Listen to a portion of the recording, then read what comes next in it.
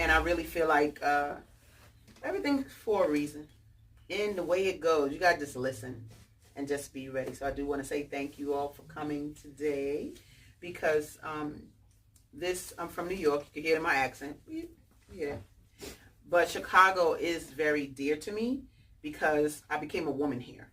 You know, I went to Northwestern University in the 90s, and people here see me as an adult, and they look at my contributions. Different than going to New York, and they'd be like, "Oh, I know you since you was a little girl." I'd be like, "Girl, I ain't no little girl no more." But it's all good. But I love this city because becoming a woman here came with a lot of knowledge, responsibility. This store has carried my book. I've had book discussions here before, and you know, just peace. But just being a woman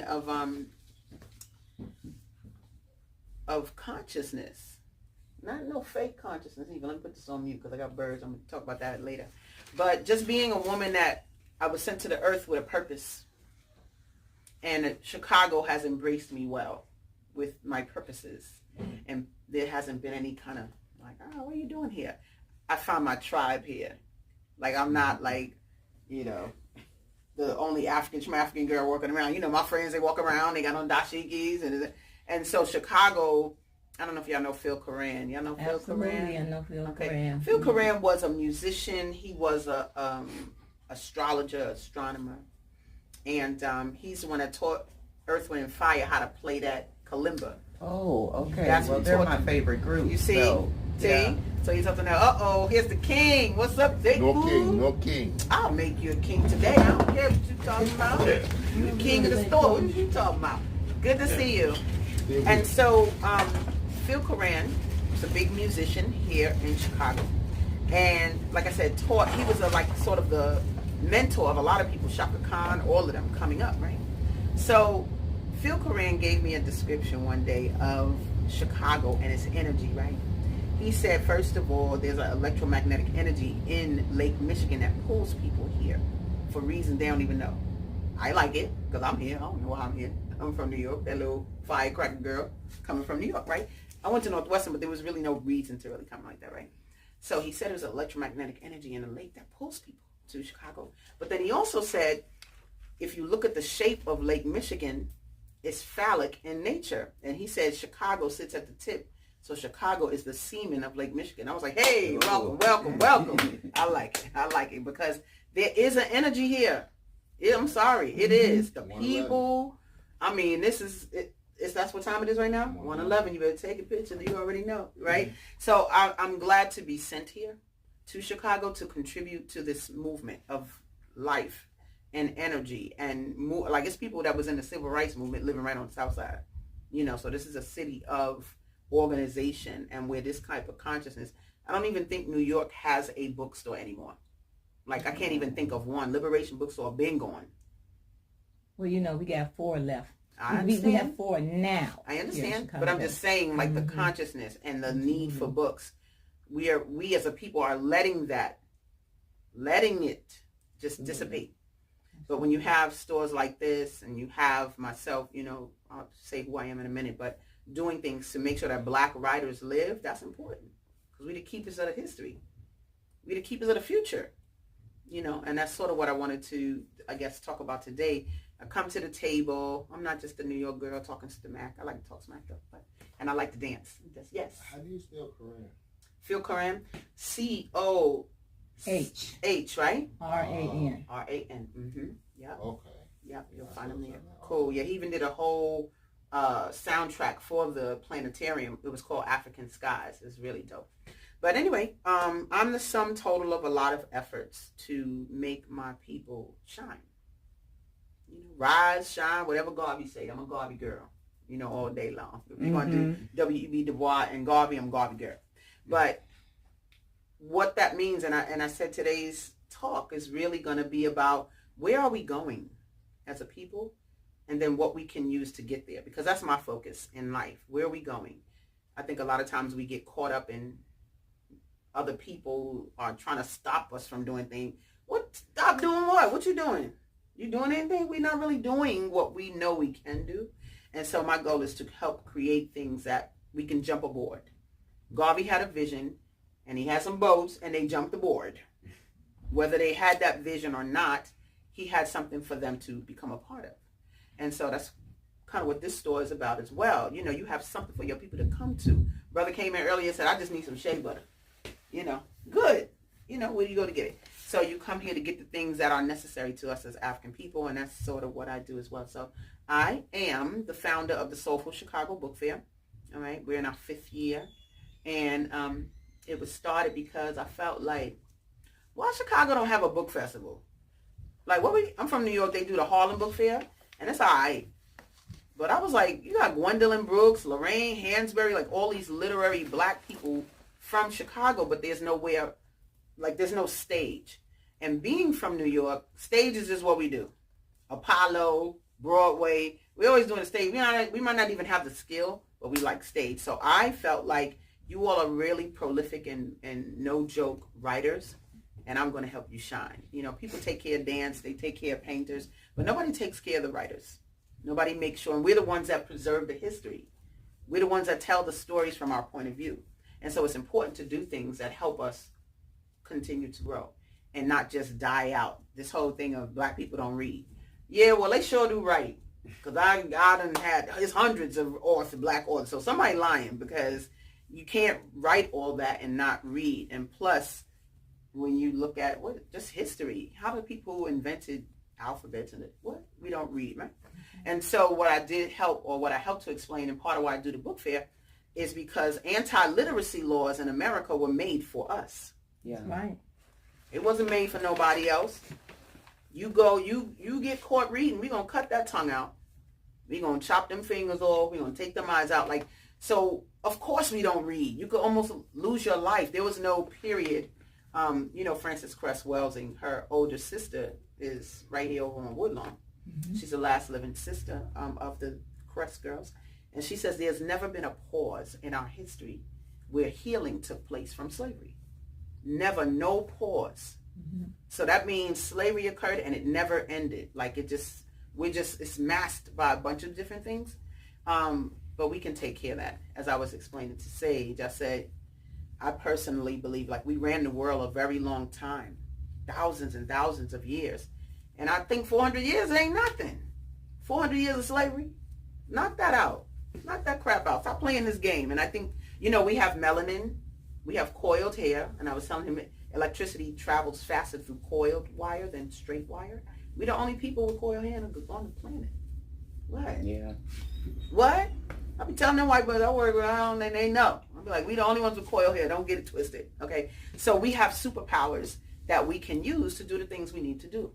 All we need is for people to help set up the stages for us to use what we have naturally, right? So I'm the founder of the Soulful Chicago Book Fair, which now, during COVID, of course, I could not do in the streets, right? Because it was on 61st between Cottage and King, right? But with COVID, it was like, what you doing? You ain't doing that. So I was tired though, so I was kind of glad. Like 2020, I was like, ooh, God, I need to relax. And then 2021 came around, and I was like, okay. But God was like, so what you think you doing? Like, you think you're going to take a more vacation? So I had to find a way to do the book fair so that we can still, you know, see the fruits of our writing labor. And I created the Metaverse. That's what this is. This is the world I created inside the internet. And I'm going to clear up Metaverse. Anytime you see somebody yawn while you talking or reading, I'm sorry. No, you good. Because I know what it means. But I said the word Metaverse. Do you know what a Metaverse is? No. That's why. That's the only reason why you yawn. Because you wasn't typing, Kim. So I'm going to just define it right now. So a Metaverse is a universe inside a computer. Okay? Oh.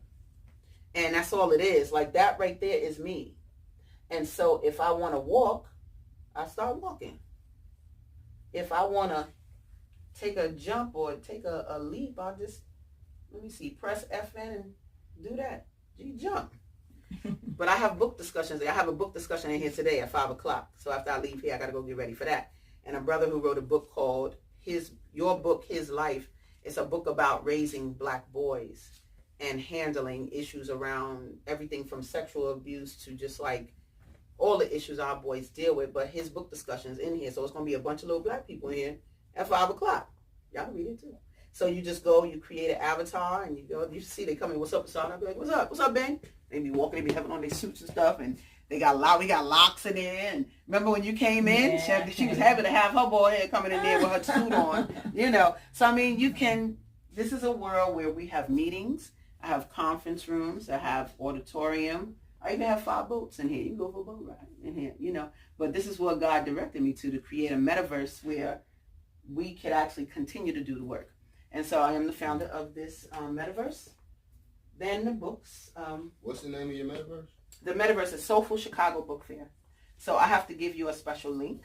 But if you go to soulfulchicagobookfair.com, right on the homepage, it says install the virtual world or install the virtual book fair. And then you'll be able to, it only installs on a laptop or a desktop. Okay. So not phone, no iPad. It's a world. So it's not just, I remember I was telling the guys, I want my street. I want 61st Street. They was like, we're going to give you more than 61st Street. I was like, oh. So they gave me a campus. So I have a whole campus of activities for our people to come a part of. And some prominent people in Chicago have been in here and really, like, can I have meetings in here? Every single room, and I'll take you through a little later, has video capacity. It has PowerPoint capacity. So if you got to show a video or PowerPoint, you can do that in the rooms. You ain't got to say, do you have a projector? Do you have an extension cord? Where's your outlet? You don't need none of that. So we have, and you ain't got to worry about cleaning up, or you ain't got to worry about police brutality, nothing. So anyway, that's the metaverse. And I created that. So as writers, we have a place to do that. There's something in here. It's the author hall. So when we go in there, all the authors are in there, all their books. And when you walk in their booth, a film comes on. As soon as you step over the threshold, a film comes on about their book or a PowerPoint about their book. And so it just made them step it up. Like as writers, it's like we got to do something different. We got to make it exciting. If you want our people to read, stay with the times. Stay with the times. And Zinga from Afrowish, she went in there and went insane. Mm-hmm. She was just like, whoa. And the authors, we have authors from Japan, or brother Locks down here from Japan.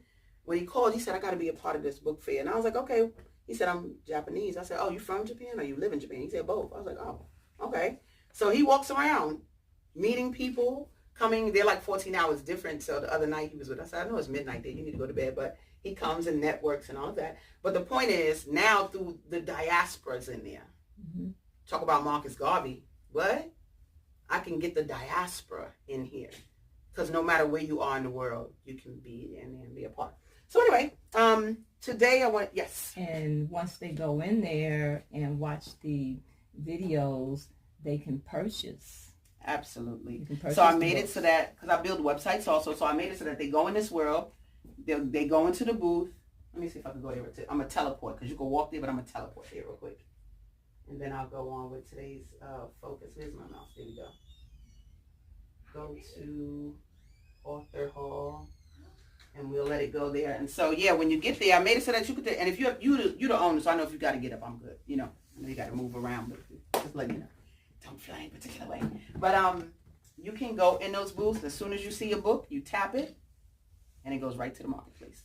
So we've had authors now sell their books to other countries because of this metaverse. And it's like doing that before just wasn't an option. So this is the Author Hall. And you can see, I'm going to walk a little bit here. I'm going to take this down. This metaverse has, hear your little footsteps. I can hear when other people come in. If I go in our chat right now and say, hey, come in here, I want to show y'all to some people in the bookstore, you'll see little black bodies coming in here, different authors of different books. So when you go in here, you see that? This is where all the authors' books are. That's MC Light's booth over there. And you can walk into any of these booths. Let me see. Walk into Portia's. And see, so when you walk in the booth, a video comes on of the book. Right? And then you can touch her book, and when you touch it, it goes right to purchase it, puts it in the cart. We have so much power within ourselves that a lot of us aren't aware of. Right. And so that's just to give you an idea. And you see these blue areas, these blue lit areas, privatize the conversation. So if you wanted to talk to the author and there was a lot of people in there, you would be able to step over that threshold and then talk to them personally without hearing the other background sound. So I was happy because God was like, do something new. And so that's what I did. I didn't even know. I was like, oh, okay. So, but what it's made for people that have deeper pockets are now impressed with the metaverse and with the bookstore because they feel like they have the money, but they don't know people who have a metaverse to help walk them through. So anyway, so I'm the founder of Book Fair, this metaverse, and I wrote 2 books. This is the book this store has seen before. It's called Beating Black Kids. Mm-hmm. It's a story of, it's not a story, I'm a nonfiction girl, but it's about not beating our children and discipline them, which I'm going to talk about a little bit today, because these are weapons of mass destruction, not nuclear bombs. These things we all can recognize. I have not seen a black person see these things. Can you tell me what they are? I can't see again. You can't see it. Here, look up close. Okay. So those are weapons of mass destruction. That's the belt.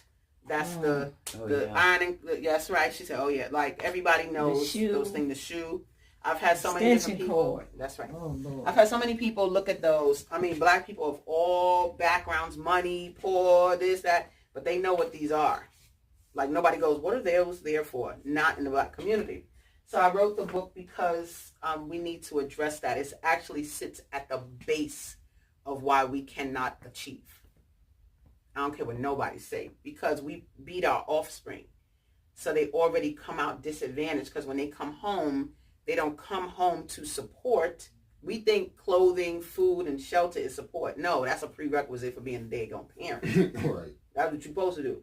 But that hitting them, no matter how we try to justify it, you could just, if I punched any of you in your face right now, it would cause a problem. It would damage your credibility in me. It would make you feel like, I'm crazy, right? And so when the kids come home, and that's what they come home to, they can't come home and say what their day was like, because they're told, what's that saying we say? Children should be seen and not heard. You know, and all these things we say to our children where we debilitate their ability to just thrive. They come home and they don't feel that support that they need. And so I wrote this book because it has solutions in it. I'm not here to pontificate and just sit on my soapbox. I am here to help us make better choices. And so Beating Black Kids was written partially because I had a stroke in 2009. And when I had that stroke, my daughter did not have her mother, like as a regular being. She was like 5 years old. But her having to deal with a woman who was laid out for 3 months, and it upset her, I'm sure, to say the least. But the person who was watching us at the time, my daughter ripped up money, like real money, like $5, whatever I had in the house. She ripped it up into pieces. And the person that was helping watch us, they were like, "Oh, you need to spank her so she knows not to do that anymore." And I just looked at them like, what? Like, it was obvious to me. She's upset. Yeah. She 5 years old, but she knows tearing up that money is going to make her, like, she knows something about that money. So she's ripping it up as a display of her discontent or upset, whatever she is. But when I saw, attention. You see what I'm saying? That attention, right? Well, the lady who said I need to give her a spanking, you know, her hair wrap might have been bigger than both eyes. I don't know. She was eating herbs, and she was oatmeal and namaste. And I'm like, how you going to be all this talking about beating our children? And that made me just feel like I need to address this. And so I told my daughter, once I got a little better and I went back to work, I said, "Mommy this one made me make a decision." I went to work. And when I went back to work after the stroke, I was on a cane, and I told the people that were at work, it was a maintenance man, a teacher, and somebody, and it was lunchtime, so everybody was at the table. I said, "I think I'm going to write a book." And so they say, "Yeah, what you going to write a book about?" And when I said Beating Black Kids, it was 3 hours of them purging. It wasn't them sad and lamentful. They were laughing like, girl, my mother used to make me get wet, and then they come hit me with the spatula, and oh, my mother did. I mean, it was all these stories about ways they got beat. And I was just sitting there like this. This is impromptu. So I'm like, I wish I had a tape recorder. I wish, So when I went home with my daughter, I said, Mommy got to get a tape recorder. Mommy got to go take these things, these stories. So I went back maybe a couple of days later to re-get these stories. And I'm like, you're not going to get the same stories. I got more stories from more people. Mm-hmm. The Latinos came in. Oh, my mother made me kneel on rice. Oh, I got hit with a cast iron pan. So I have a chapter in the book called Objects. And it just lists the objects that people have been beaten with, right? So anyway, long story short, I wrote the book, and it's never stopped. It's never stopped because whether slavery or colonialism, we whip our children's tails. And we were too. That's the point. Like, we all were. Like, it's not some new thing. But again, slavery. There's never a point where we stop to say, end this. I call it the beloved syndrome. It's like that movie Beloved where you see Oprah, the slave master's coming down the road, and she runs. She goes, gets her twin babies, and she takes them in the shed, and then she kills them. And the reason she kills them is so that the slave master won't get to them. Mm-hmm. That's a psychosis, yo. Mm-hmm. You think that taking the life is safer than, you know what I mean? Like, you're doing this to save them from him, but you just killed them. And so we do that same thing now. We say, if I don't beat him, the cops going to get him. Mm-hmm. That's what I saw a sign, maybe about 30 years ago, 25 years ago, on a bus. And the sheriff was saying, if you don't take care of your children, we gonna get them. I'm just, you know what I'm saying? Like, it's a real, you can do whatever you want. It's a real psychotic place to be, that we think that bringing harm to our children is going to help them not be harmed by others, as opposed to equipping them with a certain level of reasoning power, the ability to communicate, and the will to stand up for themselves. And like, those are the things that if we put that in our children, this will be a different story. But you said something I thought earlier. And it reminds me that really we as a people are very much ill-prepared. And I say ill-prepared because here it is, you come from 1860, whatever, 500 years ago, 450 years, 7 years ago, to 1863 to 65, and then people still, right, continue with everything. As you said, there was no pause, right? So no one, the father, no one taught him how to become a father. That's right. Because he was on a plantation, all he was doing was just making children because that's what he wanted. That's right. That's what he wanted. Same thing with a woman, right? We look at Sojourner Truth. She was a big one, but she said I could do anything that a man can do because she was just somebody who was big black woman. You make as much children as you want for the plantation, right? So at the end of the day, everything was going on. We are ill prepared. Nobody ever taught us how to be a father because 500 years on the 500 years for the woman, 500 years for the fathers. So at the end of the day, we nobody equipped us. That's right. To prepare to do better. That's right. Right. So we continue the same mentality where we socialize in a particular way. So you socialize in a particular way and you bring it out how you socialize. So you could never be what you don't know. So you do what you know. And if you see your parents probably was spanking you, pelting stones at you, pelting whatever they get at you. That's right. Right? A slip for everything. Especially those of us who grew up in the 40s and the 50s, partially part of the 60s. That was part of the thing, growing up in the South, growing up in the Caribbean. That was one of the things. It was a colonial mindset. That's right. So now we have to break that. And that's one of the reasons why I always like this book, because it broke that, so you have to break that cycle. That's right. Excellent. Thank you. No doubt about it. Also, like what you said earlier about getting attention. When you're beating someone, for children, attention is attention. They don't care how they get it, That's true. Good or bad. And so when you're beating them, you're giving attention. And so it's not good attention, right? But it's getting attention. And so I think that's how we kind of take it in as adults by saying, well, my grandparents did this to me and my mother beat me and I came out okay. They kept it kept me out of trouble. Right. But it was the attention that you were getting. Mm-hmm. So that attention didn't have to be abusive. That's right. It could have come in another form. Absolutely. And I think that's what you're talking Absolutely. about. People tell me all the time, well, I got beat and I turned out fine. Mm-hmm. And I usually go, is that what you're aiming for? Like fine, like average? That's what you're doing? Because turning out fine is not enough to combat that stuff out there. Mm-hmm. You have to turn out prestigious, excellent. I think my daughter is outstanding. She got my nursing time. But I love her. How old is she now? She's 18, baby. All right. She's 18. I tell her. I think the importance of communication is important. That's right. With our children. That's right. Growing up in the Caribbean, that was not something, especially coming from a particular sector. Mm-hmm. You didn't have a whole lot of communication. The parents, all they knew was what the slave mindset. Mm-hmm. So, like my older brother, who was just before me, he's 75. He's going to be 75 this year. Mm-hmm. And he would tell me, "Oh, it's look at me, look how I turn up," But on the other hand, mm-hmm. he would say to me, what my mother and father used to, they just actually what we call sandwich him, right? So it's like two of them. They both getting at you. Two of them to the parent, right? Right. And one day, not too long ago, I think it was sometime last year, I called my father's sister, who is in Canada, one of my father's sisters. We get along good. So I said, I have a question, mm-hmm. right?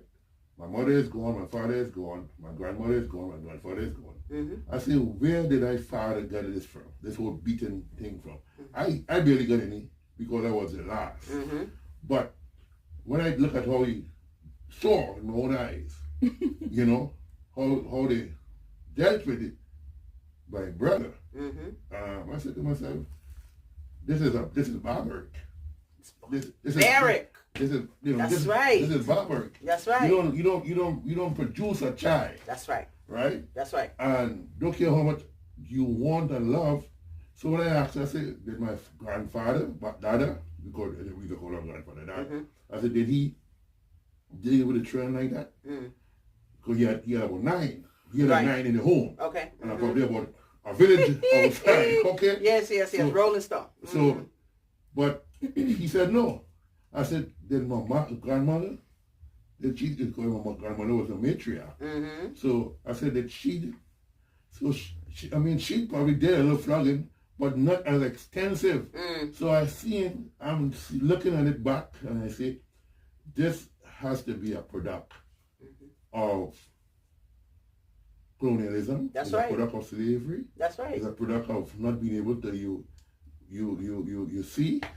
You can see, but no, you shouldn't be heard. That's right. And it reflects not only on children, it also reflects on women. Mm-hmm. Right? It's a reflection on both children and women. Because both women and children should be able to see, but not heard. Mm-hmm. Because that is a product of the inferiority complex that was brought on children. Right. So you didn't have a place, you didn't have a seat.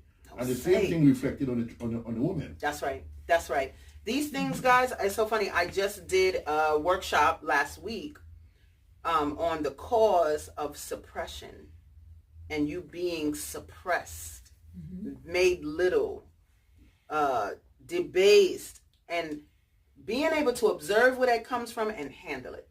We have a lot of adults walking around here that haven't done or can't do certain things because of how they were dealt with when they were young. This one lady, look, the color purple, she brought it up in the meeting, how Celie used to cover her mouth all the time when she smiled. Right. But she covered her mouth all the time when she smiled because she was told she had an ugly smile when she was young, right? My godmother said she never drove because her mother used to tell her, you too dumb, you ain't never going to drive, So the reason I wrote this is to help us because people would debate with me and they would say, well, they would never win. I'm going to just let you know that right now because I am here. People say, I'm not trying to tell you how to parent. I am actually trying to help you learn how to parent. I'm not going to tippy-toe about that. But my thing was, They need answers. They used to always say, well, what should I do then? Mm-hmm. If I don't do these things, what should I do? So people just need to see the things we can do because, like you said, they just watch generation after generation after generation what our ancestors did going down. But I will say this, and let me say this, and then I'm going to get you. I spoke at a conference in LA some years ago, and I had a PowerPoint. But one of the things I did, and I told that audience, because it was an audience made up of white people, Latinos, some black. And one of the things I said is, we're not going to sit here and act like black people are the poster children for abusing their children. That's what we're not going to do. Because y'all sure are trying to make it seem like, oh, black people beat their children. So, up on that PowerPoint, we're going to take it back a little bit. I said, let's look at the original images of parents in Africa. And I had a picture up there. It's a statue. Baby on the back, tied up. King Tut. Young person on his side with the crown on. Another statue, baby, suckling the mother's breast. I said, what are these images? What do they reflect? What kind of parenting is this? And they were like, nurturing, this, that. I said, this is African parenting. You could tell our culture through our art, right? I don't care if it's on the walls, in the pyramid, wherever you're talking about. This is parenting. Now, this picture of the lady smacking her son and Ferguson and all that, that's not African parenting. This is stuff that was learned. And then I went into, what's this a picture of? And it was a picture of a alligator with some kind of black thing sticking out. They were like, I don't know what that is. And then I showed another picture, 3 black babies sitting on the marsh and an alligator coming up to eat them. And so when they looked at it, and I was like, do you understand what this is? I said, they used to feed black babies to alligators as bait to get the alligators to come out the water so they could use that skin. So when you talk about black people and children and how we treat our children, there's a desensitizing we actually went through. What if somebody was coming to get your baby and then they're taking it to feed to a beast? You either going to go insane or you're going to desensitize. I can't love that person. I can't love them. I got to treat them like how they're going to be treated, like bait, like animals. Even when you look at the old books, golden books and stuff like that, the black children are playing with animals, not with other children. So this desensitizing of us to our children, that is where I see that whole hitting them, abusing them, this culture of, they're taken, and that's what we have to fix. And so that's part of why I do what I do. We have to, I'm not here to punish and say, accuse. And no, what are the things that we do that make us great? Nobody's focusing on that. I ain't going to focus on police brutality. I ain't focused on none of that. I'm going to focus on being great, because when we focus on being great, all of that stuff disappears. It just disappears. I don't have no racial problems. I went to Northwestern, so obviously I went through some things. I ain't going to act like, I never see it. But my ability to handle it is the thing. We have to have the ability to confront it and come above it and look at it like, how dare you? I've had people on Facebook, because of this book, Beating Black Kids, call me. I'm talking about white people calling me names. You N-word this, you N-word that. They mad because, part of the Christian way is to beat children. So when you start talking against it, they like, the Bible says spare a rod, spoil a child. And I'll be like, what rod you talking about? The shepherd rod? Because he ain't beat the sheep with that. He just guided them with it. That's what you do with a rod. You guide the children if you're going to use that, But they would get so upset and be calling me names. And I would go, wow, you're looking real angry to the world right now. Maybe you should write a book about how you think. Because every time they came with something, I was throwing up articles and news and this and that. So, but my point is, my response wasn't an angry or sad one. Hey, you call me? How could you call me that? You can call me anything you want. You want to call me monkey too? You want to do that?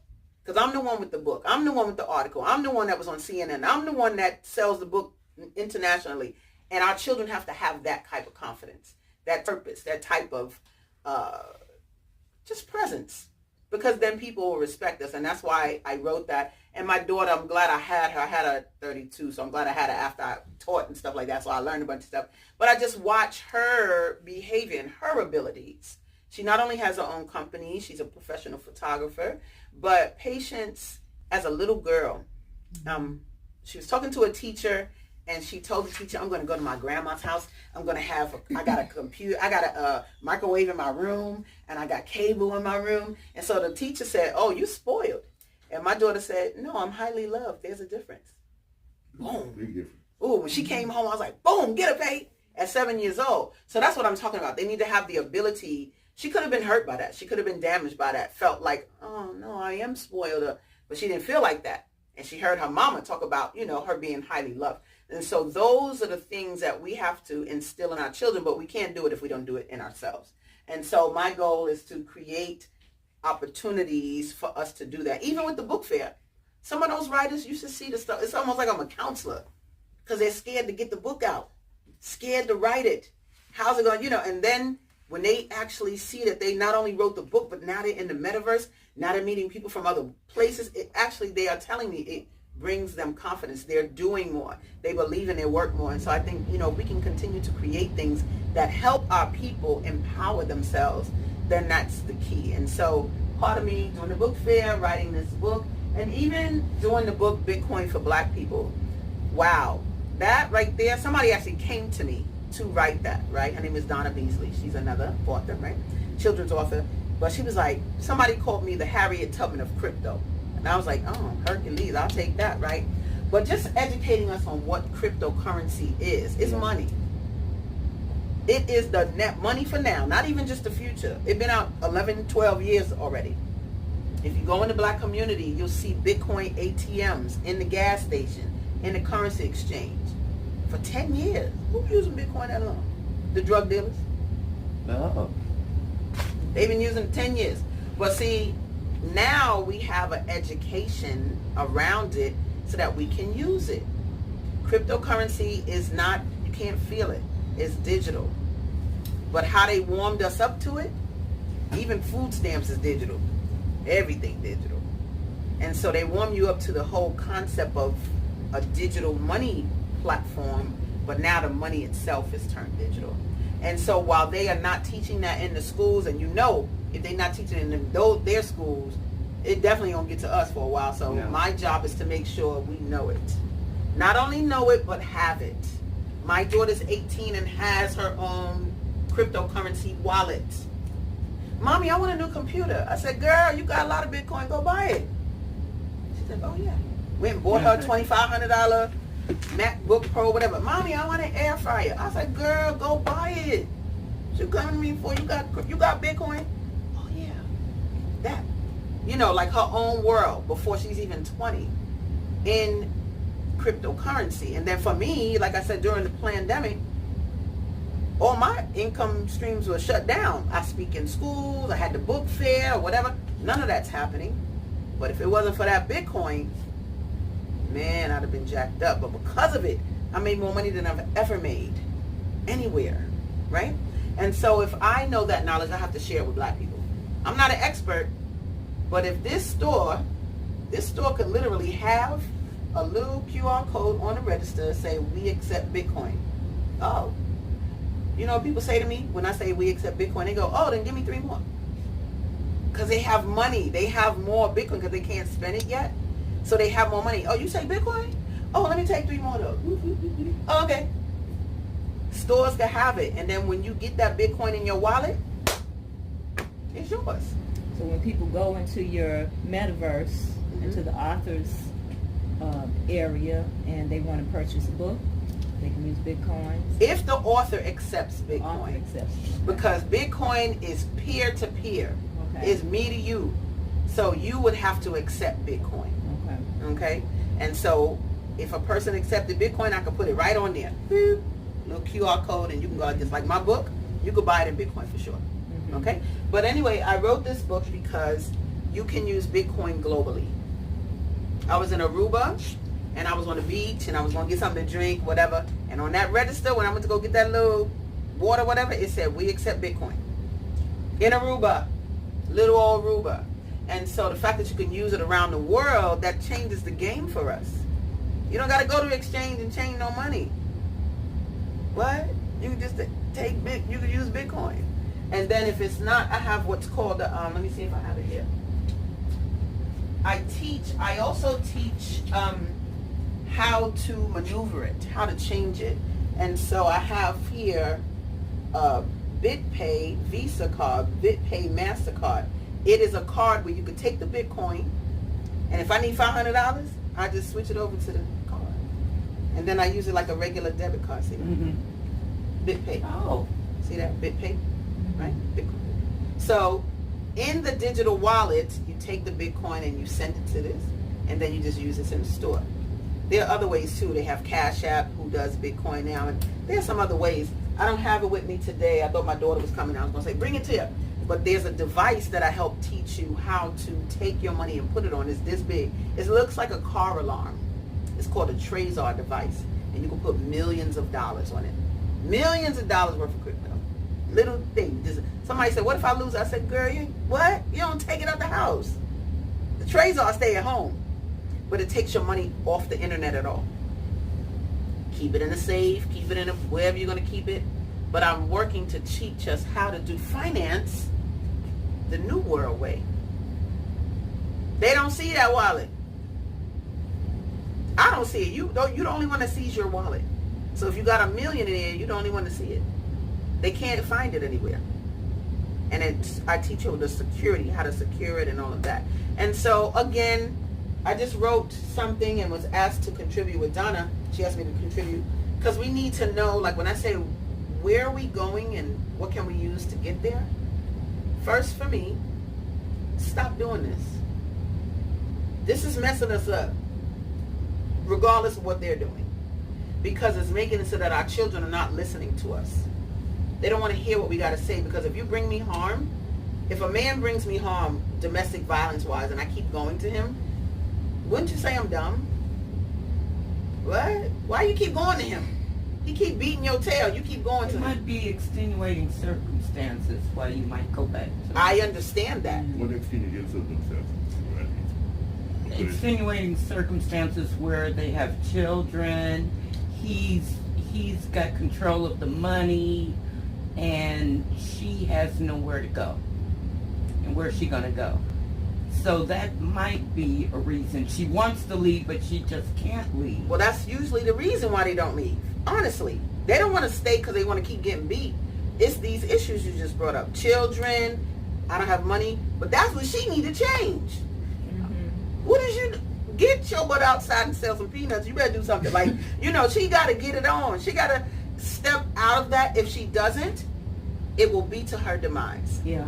And unfortunately, if she doesn't lose her life, what she ends up losing sometimes is the respect of her children. Yeah. They lose respect for her because why are you allowing this to happen? And so the girls either act like her, yeah, and get beat too, or the boys go beat, or they're going to take on the persona of the winner. Right? Okay? So we got to, look, my thing is I tell black women, if I was a black man, I might not even deal with you because black women have kicked my butt my whole life. I might look for another race because black women yell, hit, they crazy. Yeah. Ooh-wee. I've seen parents kind of change their behavior as a result. And I tell men who hit their daughters are teaching that men that hit you can love you. Men that love you can hit you. And we need to change that because I've seen grown women say, he never hit me, so I didn't think he loved me. But it's deep though. It's deep, but it's deep in religious indoctrination. Mm-hmm. Because when you look at two fundamental books that I guess Africans are exposed to, the Quran, mm-hmm. which specify that outright that a man could beat his woman, right? And then you look at the Bible, right? The Bible, in some form or the other, also pushes the question of a man beating his wife, right? And it's okay, right? So these are the indoctrinations these religious indoctrinations has come all the way, and we, as a people, accept it as a right. That's right. Right? Because we have that inferiority. That's right. Complex. That's right. Where we feel that our woman as a child, should be seen and not heard. That's right. That's right. So until we come to grips, and also I guess when you read about Gita, also most of these religious doctrines, they all push that line of flogging, of putting, making the one scared or fear. That's right. Yeah. That's right. And until we come to terms with that, we would be in the same dark, or not dark space, but clear space. That's right. Because we love dark. So that's we right. be in the dark space. Right. Well, that's why I really want us to, as I was saying to Sage earlier, wake up. Wake up. Stop it. Look at the whole scene. I like to look at the fact that we ran the world for thousands of years. We've been enslaved for 400 years. And when you compare the two, come on. We got so much more we can do, but we already know what it's like to run the world. We just went into unknown. Oh, slavery, colonialism. Oh. But I think we kept winning. When you win over and over a game, it gets boring. So I think we got into colonialism and slavery just to see what else. But now we don't have to do that no more. So what are... That's my viewpoint on that. That's the most unique interpretation I ever know. I love it. That's right. Because so we got what we need what to are succeed. some of your solutions, or alternatives? Who phone is that?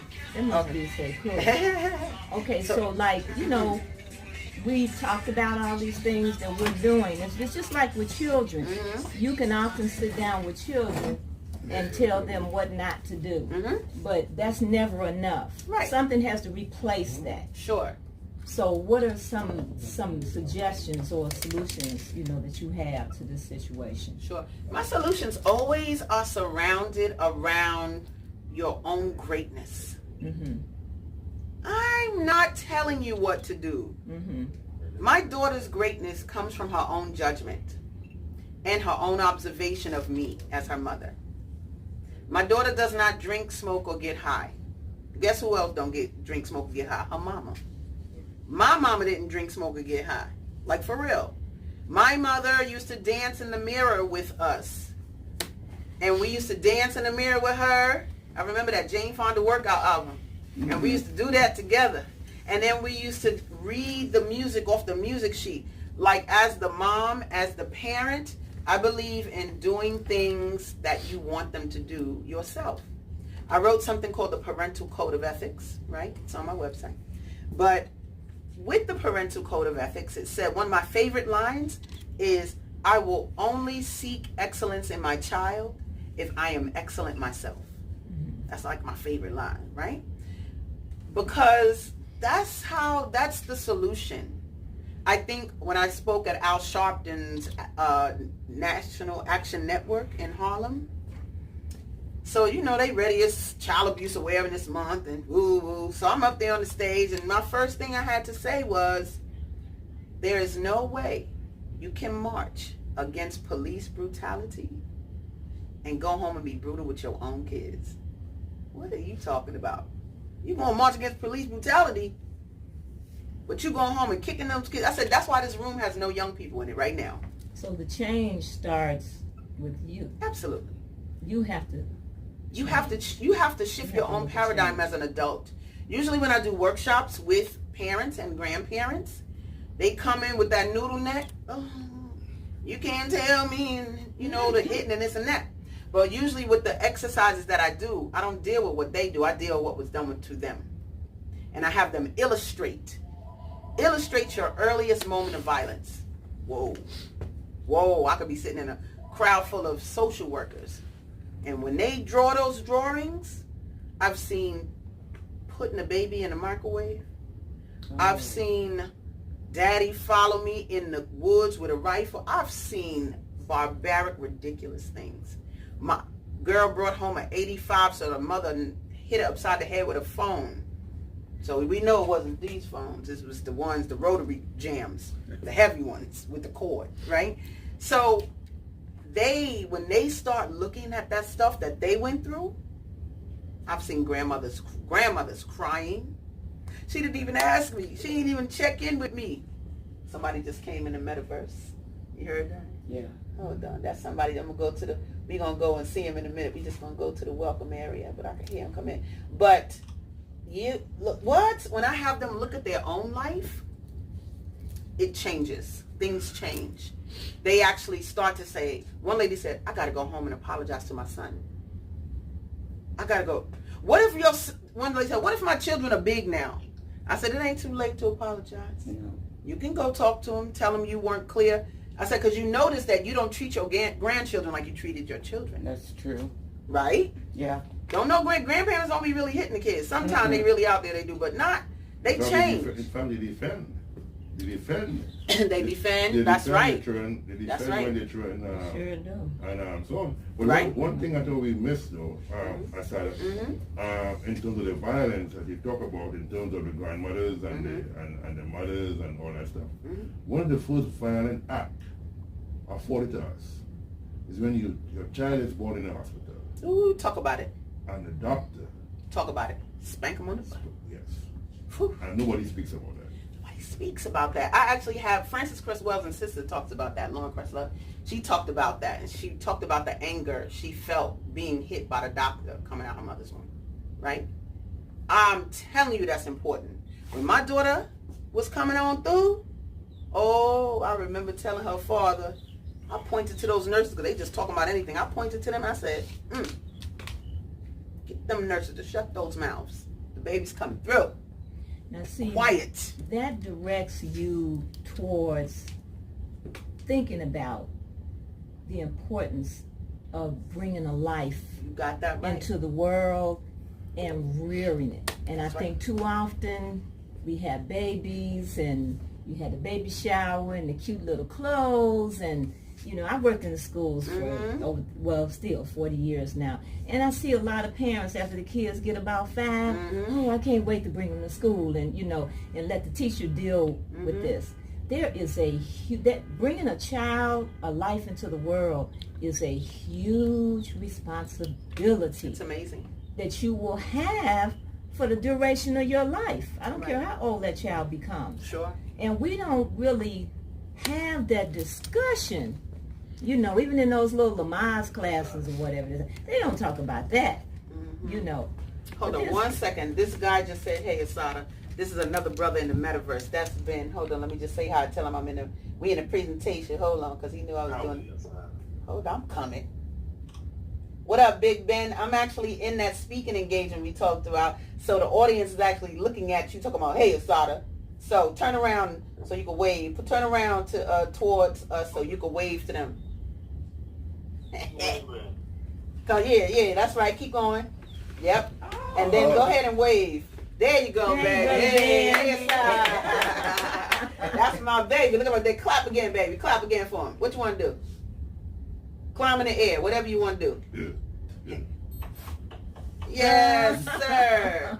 Now, Brother Ben, he wrote a book called Byron's Tie. It teaches young black boys how to tie their tie.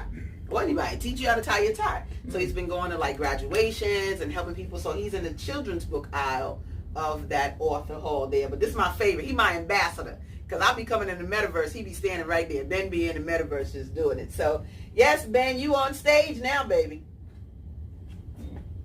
And Thank you.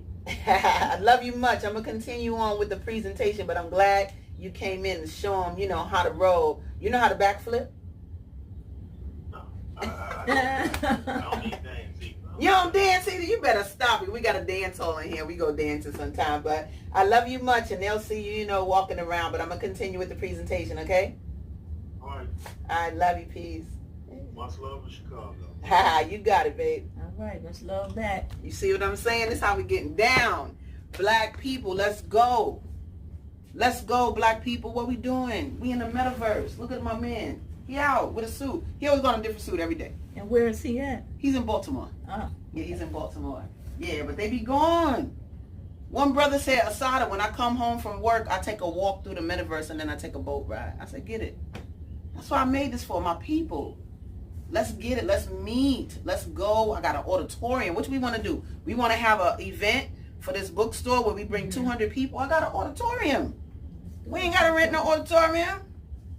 Full auditorium. It hold like 200 people in there. And we can just have, everybody just got to make their avatar. I'm show you They right have now. something like mentorship for young people. Girl, we got whatever You can create it. This is a world where we create what we want. You understand? Okay. I have a sponsor who just signed on, and she has a not-for-profit. It's called 501c3 My Org, where she helps people get nonprofits. Well, some of my authors were very interested in getting, her services. So we have a networking event every Friday night in the Metaverse. And so she was like, I have an office upstairs in the Metaverse, in the Let's Build Lounge, if y'all want to meet me there. What? One lady's in another state, another lady in another state, and they going to our office in the Metaverse, little avatars. What? Yes. So you'll have to give us the website. Girl, yes. So I'm going to give Okay. you my card. Soulful Chicago Book Fair. As soon as you go to the homepage, it says install a virtual world. She got her avatar. I took on a tour the other day. And walking through. So it's just what I love. One brother, he's 82. He's one of my authors. And he said, we were at a networking event, and he said, I love this metaverse because I could do things here I can't do in real life. And then he did a backflip. Boop. And then he did the Gangnam Style. Woo, woo. He was doing dance, But that's what I'm talking about. It was a dude in a wheelchair. He was like, I said, when you come in here, kid, you're going to have legs. You're going to be able to do what you want to do. And he was like, oh, Asadah, I'm coming in there. So he can come in and just rock out, walk around the place, walk up to the lighthouse. So this is just an important, and this is what I'm saying about providing opportunities for us to be great. That's the solution. It's not about, you need to change how you do things. You selling drugs. Shut up. That's right.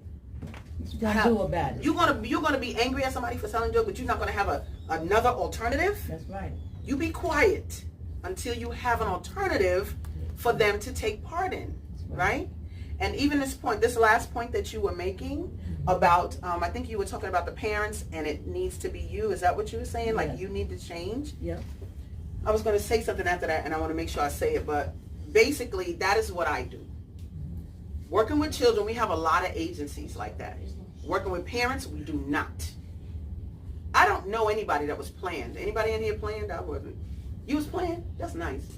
So it's always going to be that percentage, like a small percentage of people that were actually planned by their parents. Most of us were not. And so what comes with that is frustration and a lack of knowledge of what to do, and a whole life of coping all the time, right?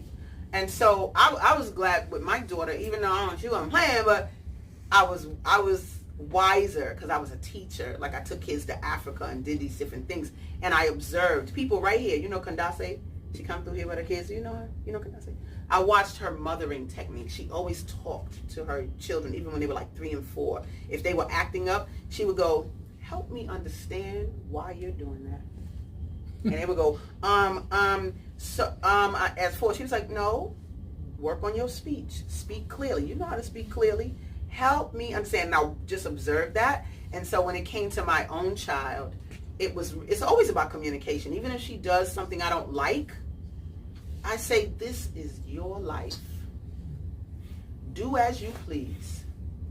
But when your decisions start falling over into me, like I got to take you to the hospital at 3 o'clock in the morning because you kept eating cheese and we don't eat cheese and now you can't breathe. When that starts falling in my life, that's when you got to make a decision about whether you're going to do it or not, because it's affecting your other, groups. And so, oh, you want to get what grade you want to get?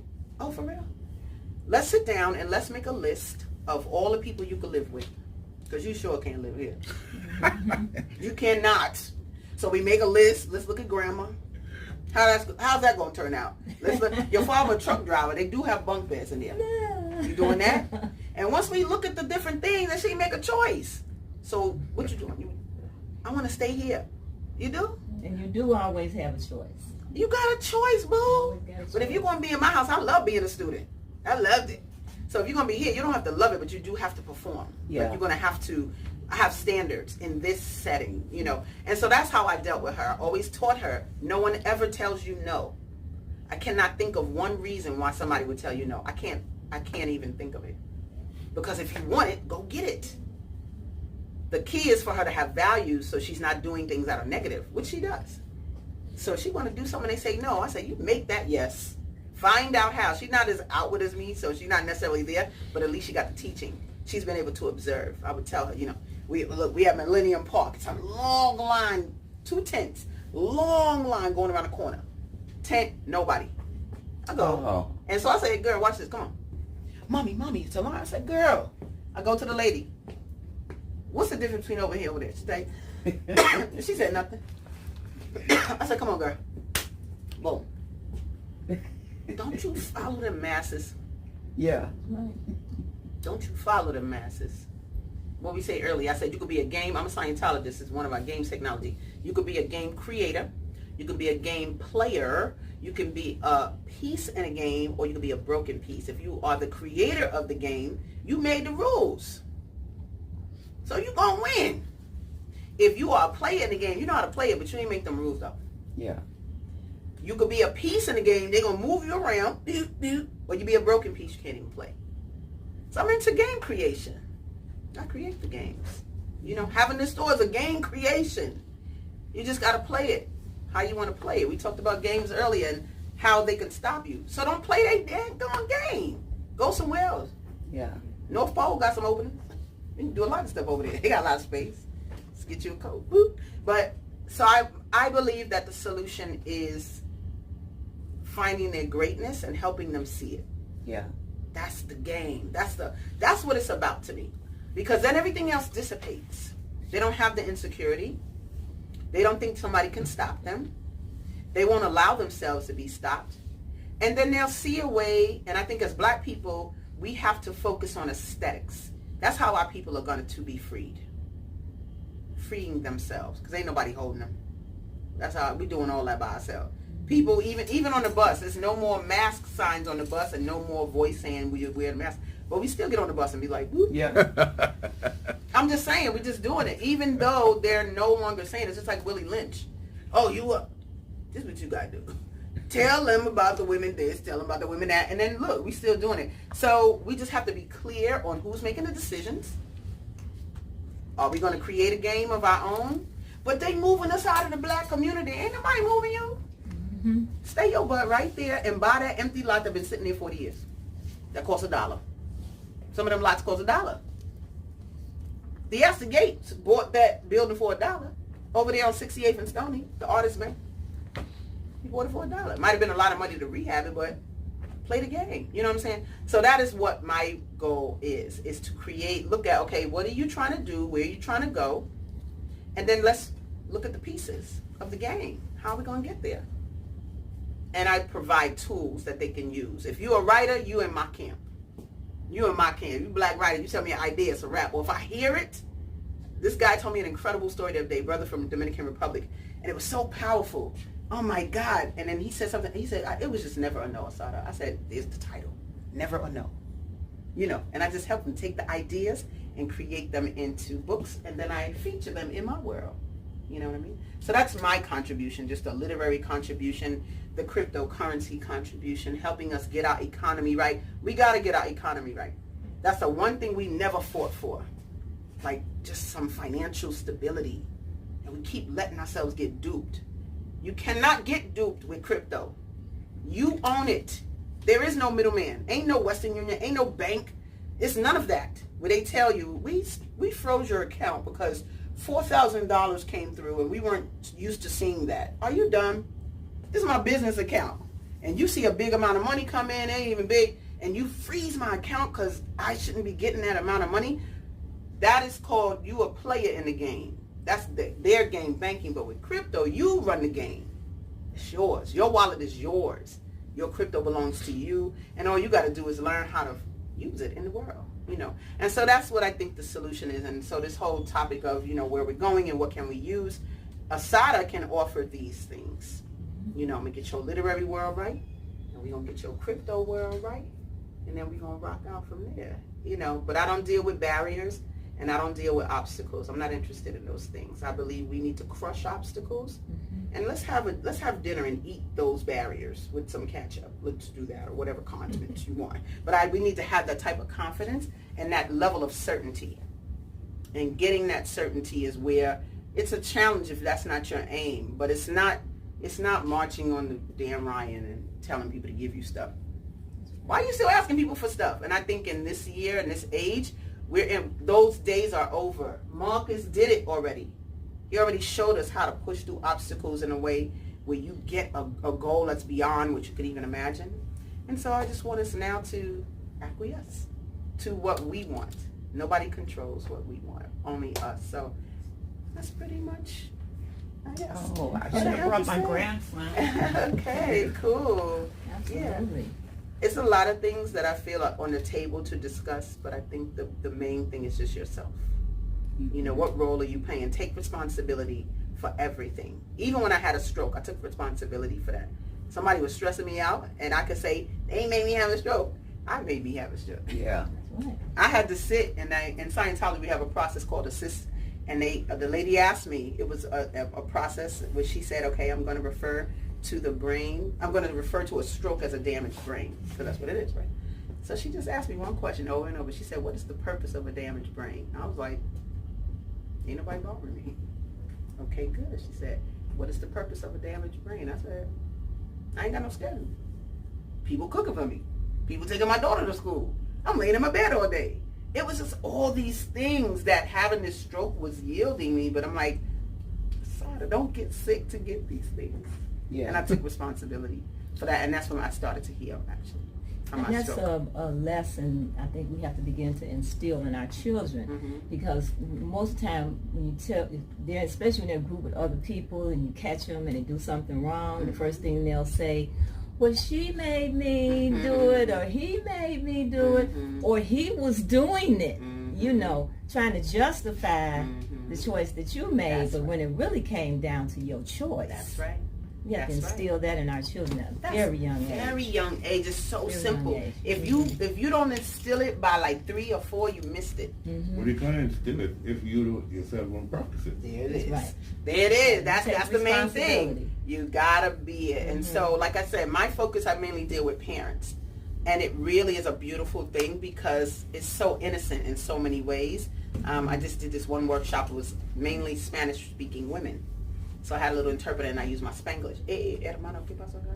Okay. So I had this activity where it was 101 positive things you could say to your child. Yeah. And one lady, they all reading it, we doing this Spanish with her, and this one lady just started crying. She was like, I can't say any of this. I can't say these things. She was like, this was never said to me. She just didn't. This was never said to me. I cannot say these things. She didn't see where it could be possible. That's deep, yo. That's just, and that's her life. So these sessions end up being them looking, I make sure they look at their own selves so that they can see where it went wrong, and I see them cognite. I see them go, I see the light bulb. I see the light bulb of them knowing now what they have to do. They got to go home and apologize. This one sister, I remember, she was taking care of her sister's sons. They were like 8, 5, and maybe 3. And, you know, yelling this, that. But after our little parenting sessions, after it was like maybe 6 weeks. Wow. And I talked about if I was a black man, maybe I would not choose a black woman because they kicked my butt my whole life. I might not. Yo, that sister, heavier sister, she started coming to the sessions dressed. She came in with a dress on. She was gentler with those little boys. I almost want to cry.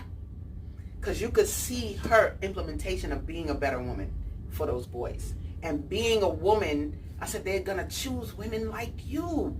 And if you are yelling at them and screaming, they're going to think that's normal. And I saw her become a softer woman for those boys. Oh, bravo, bravo, bravo. Yeah, that's another big conversation that's not had, is about how abusive many women have been or can be in a relationship. Oof. Just with what's coming out of the mouth. We better stop acting like a victim all the time, fronting. I tell a sister in a minute, stop. No, we're not going to, because it's a lot of that. It's the victimization of the sister, brother, and all of it is a vicious cycle of insanity. But the role we play with emasculating our men, sheesh, we got to handle that, So, yeah, we definitely got to handle that, So I don't have no problem. I'm glad I was sent in a woman body, but I got a lot of man mannerisms. So I have an affinity for brothers because I don't know. I just can understand it for some reason. But I want to hold ourselves accountable though for the effect we create. You know, the effect we create. It could be better, and we are strong, but all of that is mixed up. We ain't trying to be. We ain't supposed to be strong as men and all that. What that? But men and women have to come to the table and just pour their hearts out and be able to address the situation one to one, collectively. When we are able to do that as a people, I think the solution is right there, right there within us, right there outside of us. You know, so until we arrive at that, I think we would still be grappling with the whole question of abuse. Sure. Right. My grandfather, my father's father used to say this. He used to say, don't let a woman cook your brain.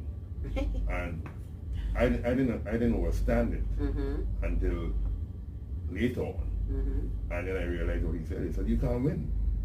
You ain't gonna win no argument with no woman. He said, take a walk. Go to the bathroom and take a shower.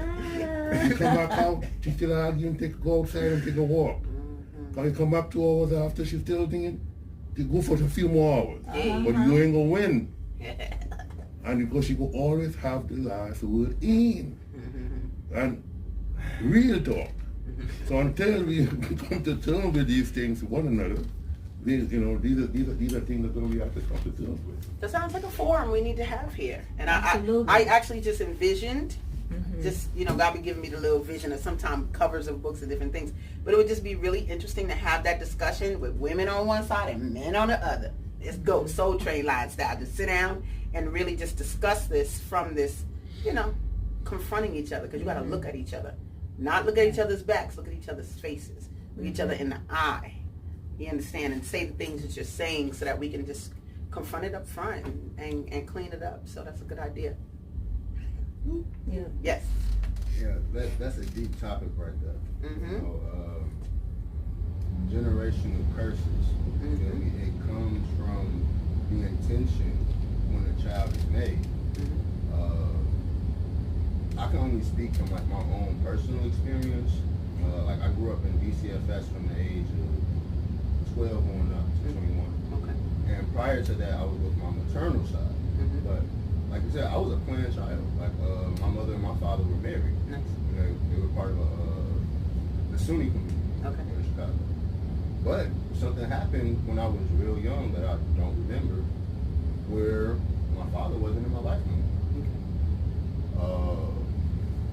And the entire time growing up until the age of about 22, like 5 years ago, I was unaware of this reality, of my reality, of what happened when I was born, the nature between my mother and father, and what I end up coming to the conclusion is somebody controlled the narrative of my entire life. You feel me? And that had an effect on every aspect of my life. Gotcha. You feel me? So, yeah, that's a heavy topic. You have a book in you, just to let you know. I can help that. But yeah, and most of us do. We have books in us. But bringing them out. What are the things that I'll just kind of close. We talked a little bit earlier about purpose, and most people don't have one. They're not clear about it, and it's why their life is so aimless. Because they are not aiming for anything, like they're just existing, and what the books end up being, and what I try to help the authors understand is, I heard you say that, is find that cause in your book. Don't nobody want to meet the author? Don't nobody know you? Don't nobody know Asadah? Come meet the author. So nobody what? Like that's not my pull. I'm gonna deal with those issues. Beating black kids. What you been beat with? People always gravitate if they can understand the cause and they feel like I can identify with that. That is what makes your book shine, fly, and people will herald your book. But I think in life, like really identifying what our cause is a helpful and productive thing. It gives every day new meaning, and it just is the bomb. Like you wake up with a new idea, because God be like, about time you listen, about time you identify. God told him. God probably looking at his watch like, oh Lord, 400 years they playing games. Just sitting there, But I would love to see our people take our purposes like they're all connected. That's why we're sitting here right now. They're really all connected. Ashabi said hi, just so you know. Ashabi from Safari Marketplace. She said hi. She was like, oh, I love it. Cool. But we're just all connected. I will, yeah. But we're all connected, and so are our purposes. But if we don't identify what those are, it's going to take a long time for you, because usually we're looking outside of ourselves for an answer. And the answer is always in the mirror. I promise you. It's never outside of you. Other people just come to add to your thing. But you have to create the game, and then others come to play once you know that the game, like you really created it, from that standpoint. So I guess that's all I have to say today. Thank you for having me, and thank you for being here today. Thank you for Denise. All right. Asadah, I want to thank you so much for coming. I want to thank you even more so for the work that you're doing here. This is absolutely what we need, absolutely astounding. I'm Denise Hetherington. I'm president of Repair, Restore, and Grow Black Communities. And we're a nonprofit organization that's trying to increase the awareness and support of Black-owned businesses. And that's why we're here in support of Frontline. We've been having events here on Saturday, and I asked Asadah to come, and she so graciously agreed, and this was wonderful. Oh, thank you. Absolutely wonderful. Thank you, Asadah. Thank you, Sekou. Thank you for being here. This is about spaces. That's one thing about even this, is that you have a space. Black people usually can't find spaces to convene, to plan, to grow, to identify, and so that's the importance of even doing the work of, being here. And so when they were like, do a presentation at Frontline, of course, like, I don't care. And today is packed. Like I got a book discussion to conduct here in a little bit, but so pack it up. Pack that day up. Use every hour. Make every hour count. Don't be sitting lazy. Let me watch this movie. You can do that if you want, but after you've done the work. We got a lot to do as a people. So and our people need this. Our people are wanting this. They're just not sure how to get there, and then you got different people that are out here working, but trying to get us to connect, but we're getting there. And we just need to be wise. Absolutely. You know what I'm saying? I want us to get from getting there to get there. Like we're there. Like that's a difference. Because we've been getting there for 400 years. Absolutely. So I want us to get there, but that takes confidence, and it takes just a knowing, of whatever it is that we have to do. Like I was saying earlier, I came from passing out this book called Way to Happiness, like on the 87th and the Dan Ryan in the cars. When they pass up, you got to the light turn green, which is like 30 seconds, and then we run into each car. Here, brother, let me give you some happiness. Hold on, let me give you some happiness. And they going like this. I'm going, roll that window down, roll it down, boom, get the book. I'm saying it's about like that's the work. Like you got to get in the trenches. And I'm an actor I knew. And I thought he was talking to somebody else. He said, I'm talking to you. And I was like, oh, so he took the book. So I'm just saying that. Movement. We in the middle of the street, 4 lanes of cars. We in the middle of the cars. Giving them out, and the cars are coming by, and we just walking, and people look at us. That's the energy, though. We have to do this with a fervor. No more relaxing and whatever. We got to do this work with a fervor and a speed, and just make this happen. So. And we're going to air this on our podcast. So for those that are listening, Asadah, how do people get in touch with you? Sure. And get your books. Sure. You can go to soulfulchicagobookfair.com. I'm going to give you my card. Oh, okay. I take those out. soulfulchicagobookfair.com. And you will find not only my books, all the authors are there in alphabetical order, so you'll see Asadah. But you can also come in the Metaverse and come to my booths and get them there. And my phone number is 646-359-6605. I don't worry about you calling me. I ain't famous yet. Here you go, brother. I'm mostly interested in mentorship for a teenager. My daughter passed away last November. Okay. And I've got her son. Okay. And I just want to get some kind of male mentoring for him. How old is he? 15. I got you. Call me. I got you. They're outside of what you see me doing. there are courses, life improvement courses that are so necessary. They're only $50 a piece. I wish I would have known that about this before I gave Northwestern $40,000 a year. But they have courses. One called How to Get Motivated. Another course called Setting and Achieving Your Goals. Like so many things, but it makes you work you out. So if he can work himself out, Yeah, he needs to do something. he'll knock it out. Because my daughter's done them. And I said, you'll do these before you go to college so you'll know how to handle them. Okay. Well, so just give me a call and we'll go from there. Okay, well, I appreciate it. Okay, and we are in support of all of our black bookstores. This is Frontline here in Hyde Park. We also have the Underground Bookstore on East 87th Street. We have Soulful Chicago Books on 18th Street in Pilsen. And her focus is on mental health and spirituality. Our traumas. So that's the kind of books that she has. And then there's Semicolon over in Wicker Park, and we always include Afriwear because she is just in support of everything that we do. But she's located in Maywood, so we do support our black bookstores. Yes, sir. Is there like a list of the black bookstores in Chicago? I can give you a list of the black bookstores in Chicago, absolutely. And if you come to our website at rrgbc.org, we have information about our bookstores. We also do a book giveaway once a month. We choose a bookstore, they select the book, and the book for the month is The Black Wall Street by Hannibal. And it chronicles what happened, how people came from all over America, black people, to build Black Wall Street, and how it was torn down, burned down, blown up in the 20s, and then they redeveloped again in the 40s.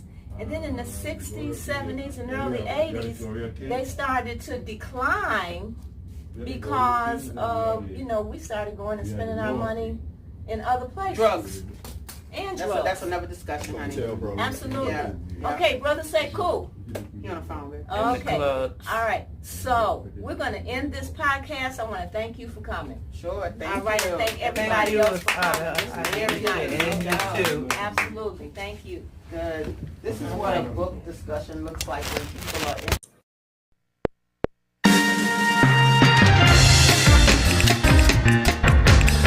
Thank